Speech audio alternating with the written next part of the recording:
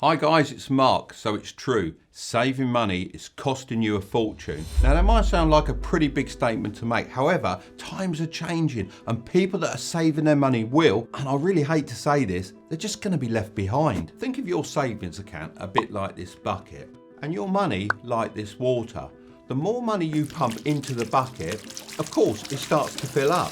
But as you can see, it's not very effective because it's getting drained by all the holes. Oh, maybe it wasn't the best idea to film this part in my studio. So today we're going to be discussing what all these holes actually are and how you can start plugging them in your life so that you can actually start getting ahead and building your wealth. So if you're ready to dive into the truth about saving, then smash that like button for the LTube algorithm and subscribe for more videos about making money. Would you like to live in a world where all your choices were influenced by someone behind the scenes, secretly pulling at the strings and conducting your life like some kind of orchestra? This is giving me huge Loki vibes. But unfortunately, this is far closer to reality than you might realise. For years now, institutions like banks and governments have been taking advantage of people who haven't been taught how to manage their money. And it's not their fault, the schools just don't teach this stuff. Saving money gives people the illusion of control. Meanwhile, banks are making the big profits right under our noses. Let me explain. In the past, you were actually able to walk into a bank with your money and demand to exchange it for gold.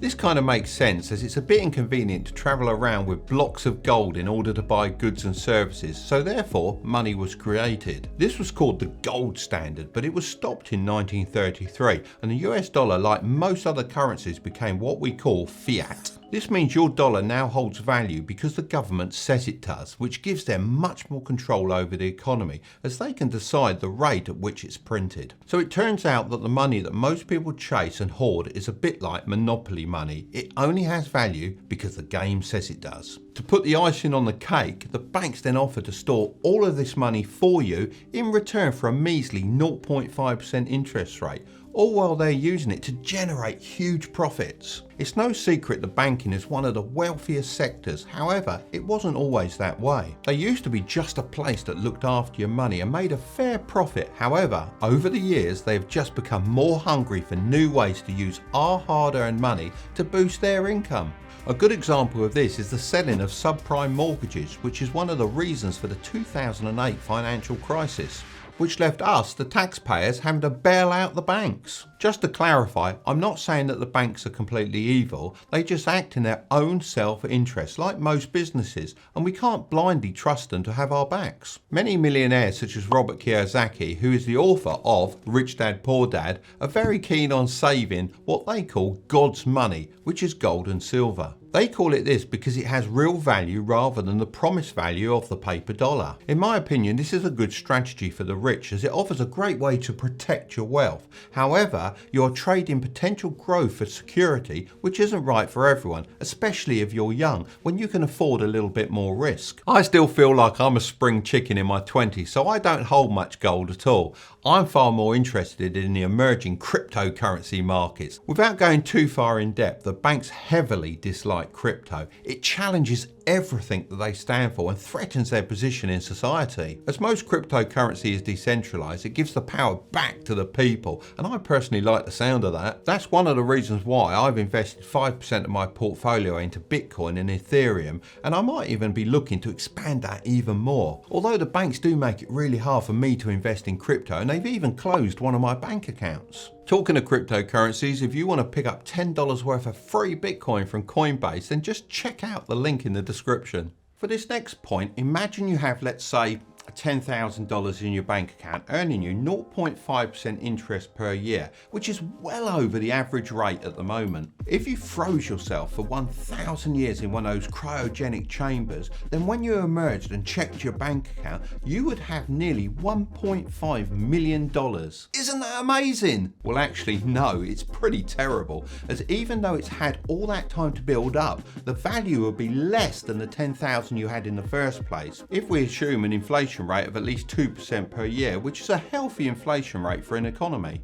Now obviously this is a pretend scenario, however the point remains the same. By leaving your money just sitting in a bank account, it's actually slowly being eaten away by inflation every single year. I've seen this firsthand, as the same dollar today used to buy me far more when I was younger. All my life I'm starting to sound like my granddad, because with $1 I could buy a movie theatre ticket and a bag of fries. Now it won't even buy me a Tango Ice Blast slushie. And for real, those things are really expensive. In recent times, this has been getting worse, as inflation has been reported at 5.4% in the USA, which is of course just devaluing your money even more. But Mark, why does this happen, and why can't we just stop it? Well, before I answer that, can I just say you're looking good and I'm loving the new wig. Thank you, I appreciate that.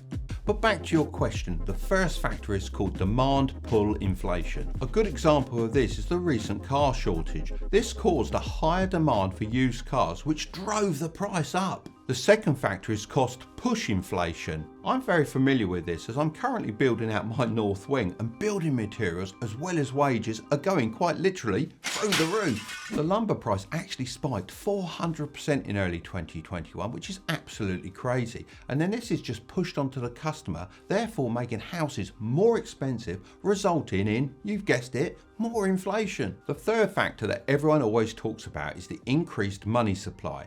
This causes inflation when the money supply increases faster than the rate of product production. Put simply, there is just too much money and not enough products. And shockingly, due to the stimulus checks that were pumped into the economy, 40% of the US dollars in existence were printed in the last 12 months. This means that we're heading into uncertain times, so it's more important than ever to invest wisely in order to beat inflation. The markets will historically give you an average yearly return of 8 to 10%, which would be a good option for most people.